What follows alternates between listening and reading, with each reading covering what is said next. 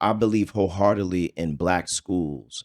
Yes. You know, I went to all black parochial school, and then I went to Satellite East, which was a predominantly black junior high school. I went to Brooklyn Tech when it was 38% black, 22% Latino, so it was a black school. And then I went to Morgan State. Right. Morgan State. Yes. Right. And so, you know, for us, we both went to Morgan State at HBCU. I think HBCUs are so paramount because they give young black men and women an opportunity to feel what it feels like to be amongst your It's own. magical, man. Right? It's magical. And so you go into the world prepared because you understand from whence you come, right? And I think that's of the utmost importance for our black kids is for them to constantly see reflections of themselves, teachers that pour into them, staff that pours into them, students, their student base should look and feel like them. I'm very much a product of that. So when you enter the world, you enter the world as a proud black person. When you present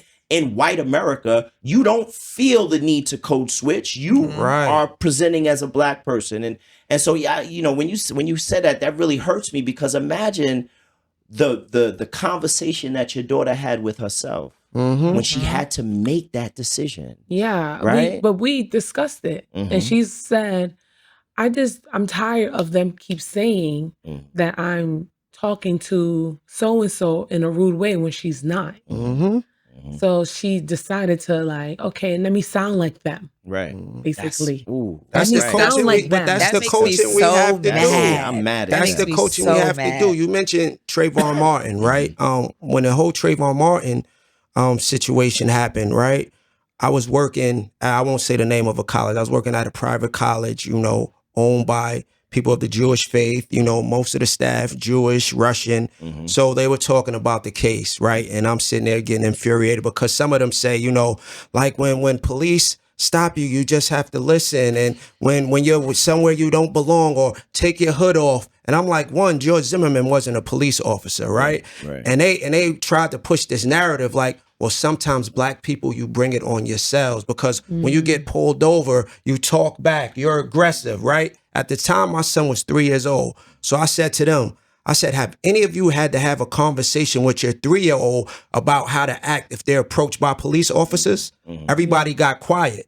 And I honestly had to have that conversation with my son. And it's ridiculous that I have to talk to a 3-year-old child about things like that because I know what can happen to him if he's not prepared, right? And my son now goes to a school predominantly white. He's 16, and he's had situations where he's with most of his white friends in school.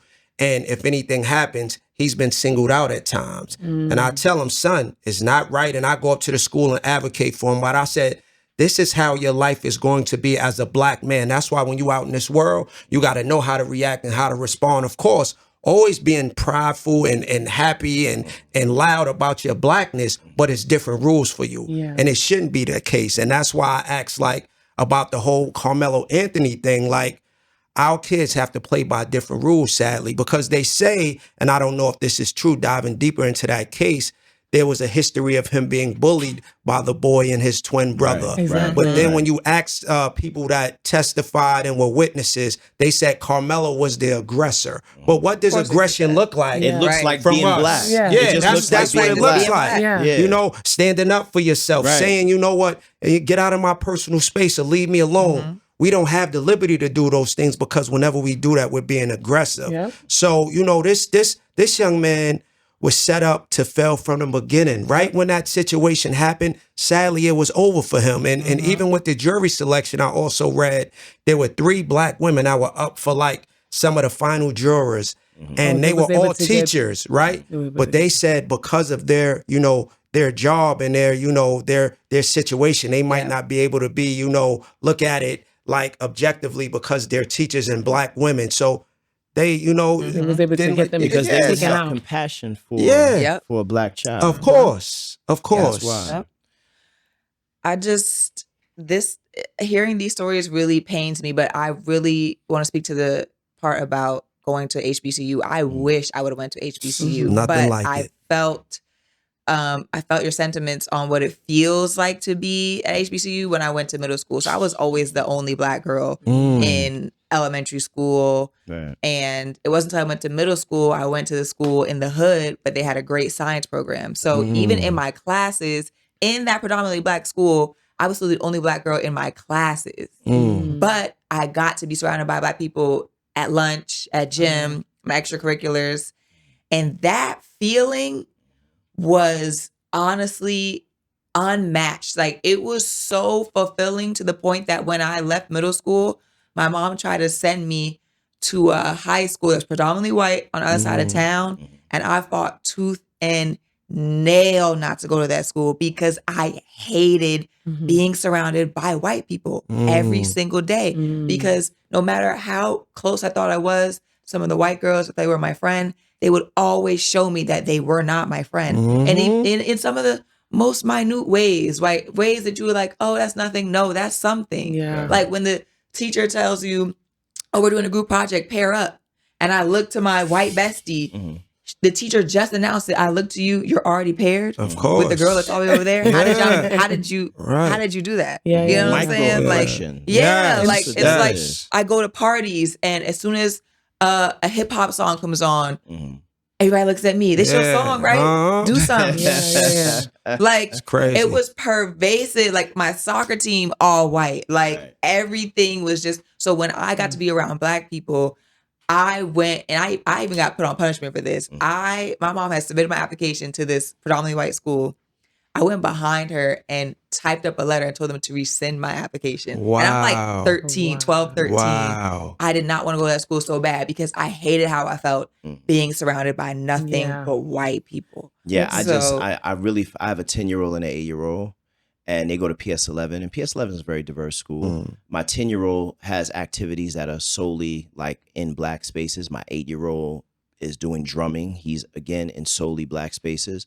And I think what I want for them more than anything is for them to present in the diverse spaces, understanding that they're enough, right? So you know, in New York City, you know, not unfortunately, but in New York City, diversity is so massive now, where any kid that's in a school is dealing with a diverse class body. And that's fine. But for my kids, it's very important that they have the rudimentary sense of self so that when they present in these spaces, they feel strong enough to sit on their laurels and to stand on their laurels of being Black kids. Yeah. I think like even that story, like the stories y'all telling me, I'm thinking of it from the mindset of a child. A 13-year-old wants to rescind an application because of what that means in terms of being around whiteness. That's scary when our children have to begin to think that way, right? And that's why I'm a strong proponent of that, man. Like, you know, I think it's important. I think the HBCU, even if like you don't finish your HBCU, like just to be there to experience it gives you the jump pad where now when you in the world, you can feel comfortable presenting as yourself. And they don't want us to have that. They want us to be driven by alignment with them. To assimilate and, you know, act different. You know, but I think it, you know, we have to, it goes back to the consumer thing. We got to be intentional about how we spend our dollar. We got to be intentional about what we allow our children to process, right? And how do we feed Blackness into their system and into their soul. Yeah.